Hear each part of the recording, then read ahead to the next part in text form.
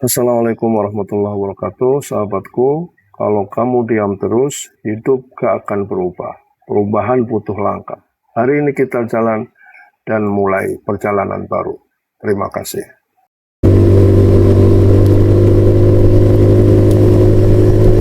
Perintah Kaisar Naga bab 6486-6487. Andao duduk sendirian di haluan kapal, punggungnya tegak, tangannya selalu membentuk segel tangan, matanya yang gelap menatap lurus ke depan, wajahnya tanpa ekspresi, dan garis rahangnya yang dingin dan keras tidak pernah goyah.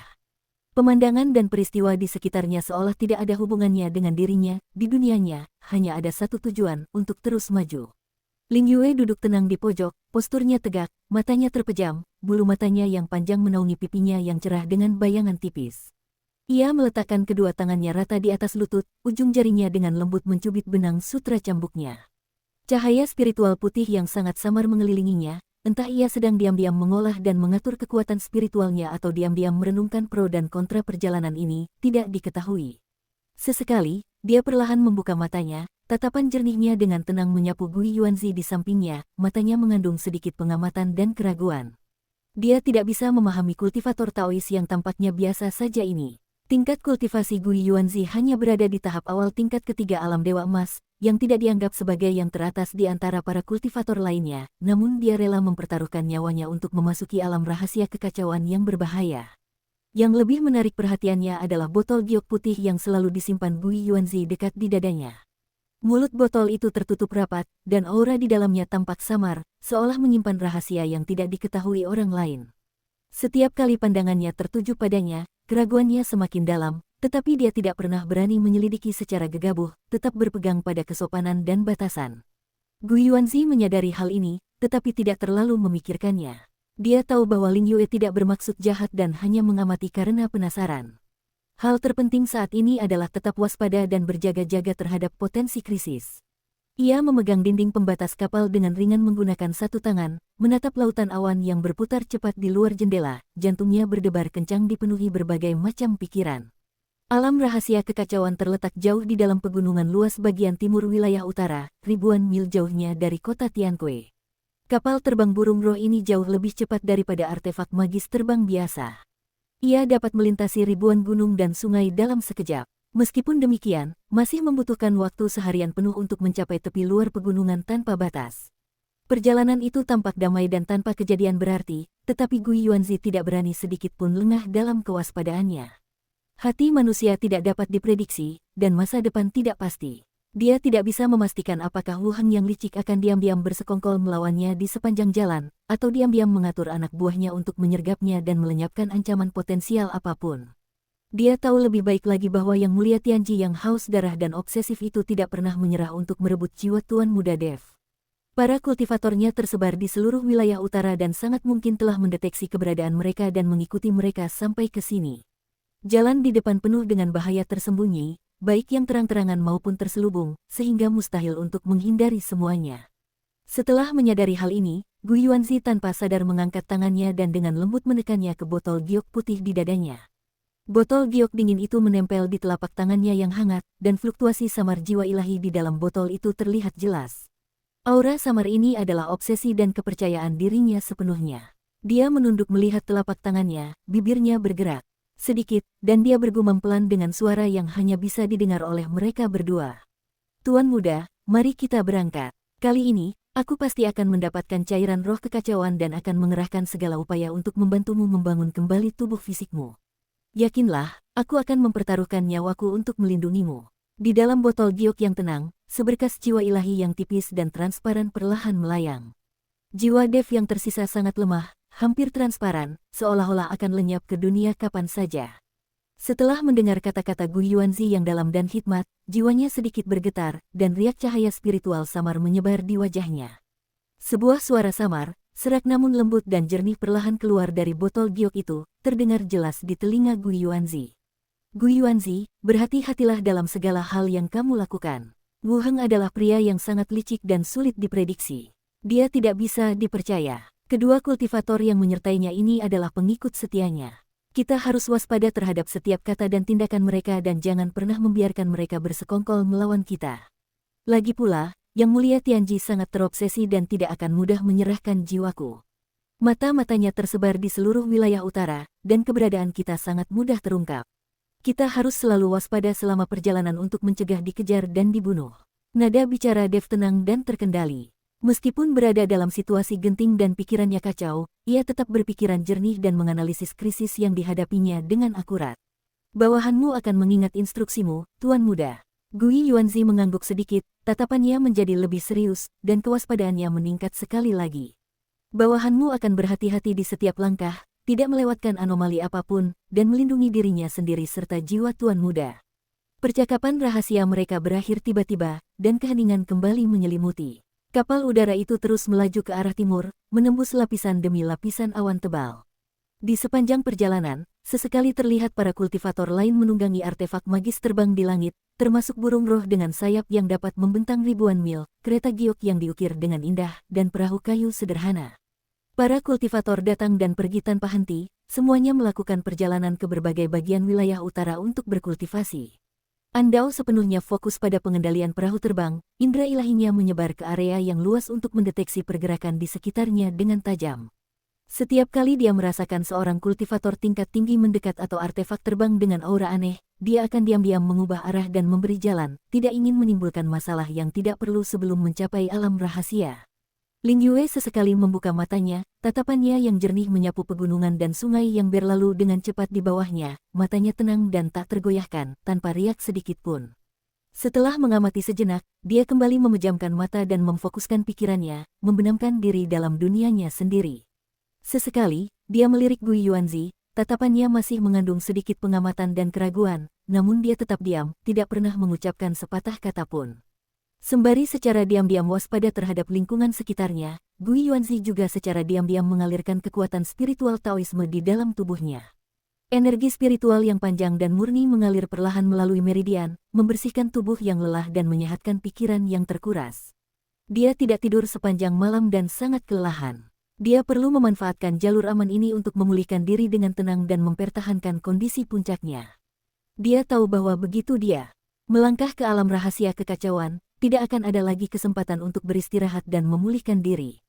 Hanya dengan mempertahankan kekuatan tempurnya yang terbaik, dia bisa berjuang untuk mendapatkan kesempatan bertahan hidup dalam situasi berbahaya ini. Waktu berlalu perlahan, sinar matahari mengalir dari timur ke barat, cahaya siang yang terang perlahan memudar, dan senja yang redup perlahan mewarnai langit. Setelah seharian penuh terbang di ketinggian, pesawat udara itu akhirnya melambat. Di kejauhan, tampak deretan pegunungan gelap yang bergelombang. Deretan pegunungan itu luas dan tak terbatas, membentang antara langit dan bumi, dengan puncak-puncak yang saling berpotongan dan lapisan-lapisan yang bergelombang, seolah tak berujung. Pegunungan tanpa batas, rangkaian pegunungan kuno yang terkenal di bagian timur wilayah utara, membentang puluhan ribu mil dan dicirikan oleh medan yang curam dan terjal serta banyak puncak yang aneh. Pohon-pohon purba menjulang tinggi di pegunungan, cabang-cabangnya yang besar menghalangi sinar matahari. Dedaunan lebatnya saling berjalin dan menghalangi sebagian besar sinar matahari, membuat bagian dalam hutan gelap dan suram sepanjang tahun. Tempat ini diselimuti kabut tebal berwarna abu-abu keputihan sepanjang tahun. Kabutnya tebal dan kental, bertahan lama, dan membawa suasana misterius dan menyeramkan. Konsentrasi energi spiritual di sini jauh melebihi kota-kota dan dataran lain di wilayah utara. Energi ini murni dan kaya, sehingga cocok untuk para kultivator. Namun, energi spiritual ini bercampur dengan sejumlah besar aura yang membusuk, dingin, dan suram, campuran energi yang keruh dan tidak murni. Begitu seseorang memasuki wilayah pegunungan, hawa dingin yang menusuk tulang akan meresap ke dalam kulit dan tulang melalui pori-pori, membuatnya merasa kedinginan di seluruh tubuh dan gelisah. Kapal udara itu perlahan turun dan mendarat dengan mulus di sebuah platform batu terbuka di pinggiran pegunungan. Platform batu itu terbuka, permukaannya tertutup lapisan lumut lembab. Tanah di bawah kaki terasa lembut, bercampur dengan daun-daun yang membusuk, dan mengeluarkan bau samar, amis, dan lembab. Andao mengangkat tangannya dan membuat segel tangan, kilatan energi spiritual hitam menghilang dari ujung jarinya. Kapal terbang burung roh putih murni itu seketika berubah menjadi seberkas cahaya putih berkilauan, menyusut beberapa kali lipat ukurannya, dan tersimpan rapi di dalam liontin penyimpanan giok kuno di pinggangnya. Kedua burung roh berbulu awan itu juga berubah menjadi dua pancaran cahaya putih, bersembunyi di dalam liontin giok dan tertidur dengan tenang. Ketiganya mendarat dengan kaki mereka, dan udara pegunungan yang sejuk dan lembab langsung menyelimuti mereka, membuat mereka kedinginan hingga ke tulang. Kabut lembab meresap ke dalam kulit melalui celah-celah pakaian, bercampur dengan bau menyengat dedaunan yang membusuk, kayu lapuk, dan tanah lembab, membuat seseorang merasa sedikit tidak nyaman di perut. Ekspresi Andao tetap tidak berubah, wajahnya yang dingin dan tegas tetap acuh tak acuh, seolah-olah lingkungan suram di sekitarnya tidak berpengaruh sedikit pun padanya. Dia dengan cepat membentuk segel tangan yang menyelidik dengan ujung jarinya, dan seberkas energi spiritual gelap dan halus berputar di sekelilingnya, menyebar dengan cepat ke arah pegunungan dan hutan di sekitarnya seperti riak di air. Energi spiritual menyapu rerumputan, pepohonan, dan bebatuan, dengan cermat menyelidiki keberadaan monster tersembunyi, batasan, dan niat jahat. Sesaat kemudian, energi spiritual hitam itu mengalir kembali dan memenuhi meridiannya. Penyelidikan tidak mengungkapkan sesuatu yang tidak biasa, tidak ada makhluk iblis tingkat tinggi yang bersembunyi di sekitar, dan tidak ada pula formasi pembunuhan tersembunyi. Ini adalah hutan miasma kabut beracun di tepi luar pegunungan Tan berbatas Changmang. Andao akhirnya berbicara lagi, suaranya yang jernih dan dingin memecah keheningan hutan. Nada dinginnya mengandung sedikit rasa gelisah yang jarang terdengar. Hutan ini dipenuhi dengan binatang buas berbisa tingkat rendah, dan tumbuh-tumbuhan di dalamnya menyimpan kabut beracun yang memikat. Ada banyak sekali penghalang alami. Setelah memasuki hutan, jangan berbicara dengan suara keras, jangan menyentuh tanaman atau pohon yang tidak dikenal, dan jangan menjauh dari kelompok. Dia mengangkat tangannya dan menunjuk jauh ke dalam pegunungan, matanya dingin dan tajam. Menurut peta alam rahasia yang diberikan oleh Ketua Kamar Dagang, kita perlu menyeberangi hutan berkabut ini dan mencapai tebing di belakang gunung untuk mendirikan kemah dan beristirahat.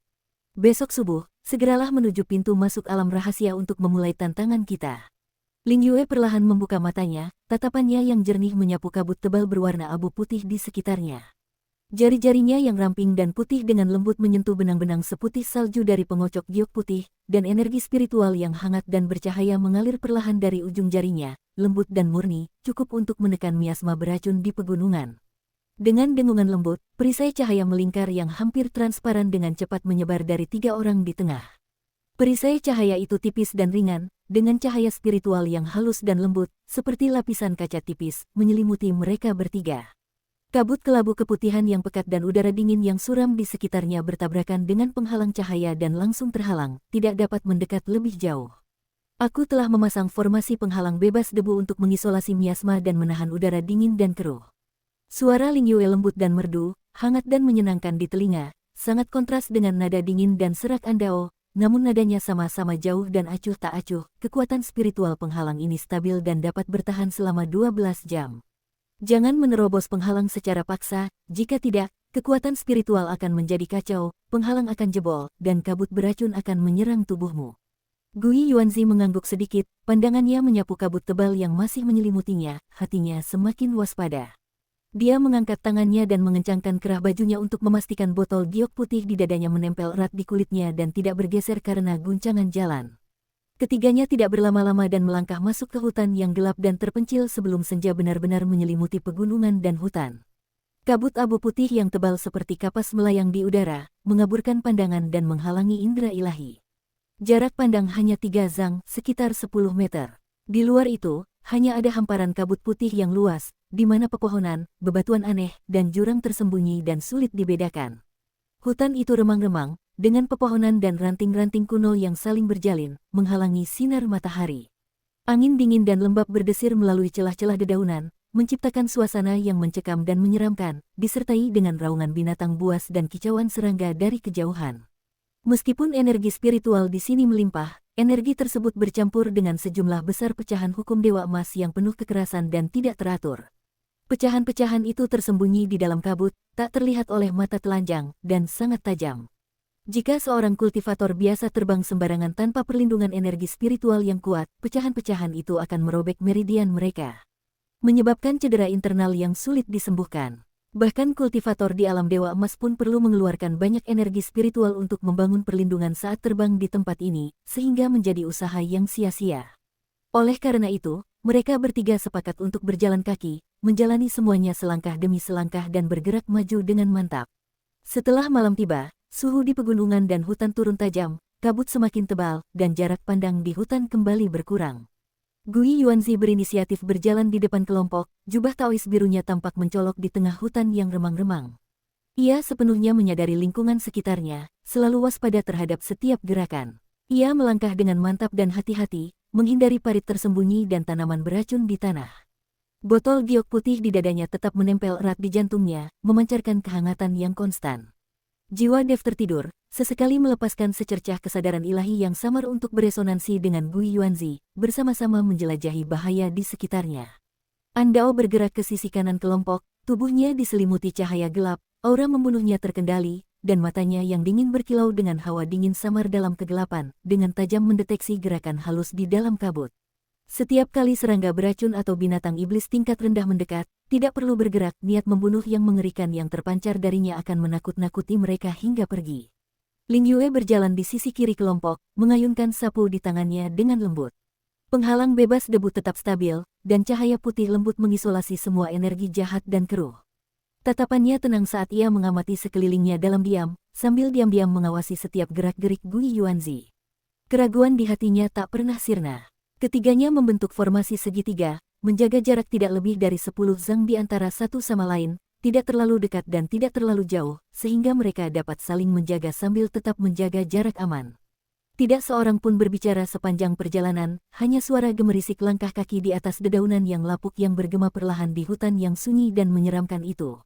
Malam yang panjang berlalu, dan tak seorang pun beristirahat. Dengan fisik kultivator mereka yang perkasa, ketiganya berkelana siang dan malam, terus-menerus melintasi hutan berkabut, lembah terpencil, dan pantai berbatu. Sepanjang perjalanan, mereka menghindari puluhan rintangan ilusi alami, melewati 3 sarang binatang iblis tingkat tinggi, dan membunuh beberapa binatang berbisa yang melancarkan serangan mendadak. Andao menyerang tanpa ampun, membunuh dengan satu pukulan. Ling Yue memperkuat penghalang tepat waktu, menghilangkan pengaruh korosif dari kabut beracun. Gui Yuanzi menenangkan pikirannya, membebaskan diri dari daya tarik ilusi. Ketiganya bekerja sama dengan lancar, masing-masing menjalankan tugasnya tanpa bertukar kata, dan terus bergerak maju dengan mantap. Saat malam perlahan memudar, secercah cahaya fajar kembali muncul di cakrawala timur. Cahaya pagi yang sejuk menembus kabut tebal dan menyinari kedalaman pegunungan yang luas. Setelah perjalanan panjang dan melelahkan sepanjang malam, ketiganya akhirnya menembus lapisan kabut dan tiba di pintu masuk alam rahasia kekacauan. Pintu masuk menuju alam rahasia kekacauan terletak di tengah-tengah puncak yang menjulang tinggi. Puncak-puncak gunungnya megah dan curam, dengan dinding batu yang halus dan kasar yang menembus awan. Di tengah perjalanan mendaki gunung, terdapat dinding batu besar dan datar yang menjorok ke dalam, secara alami membentuk platform batu yang luas. Di tengah dataran batu itu berdiri sebuah gerbang batu hitam yang megah dan kuno.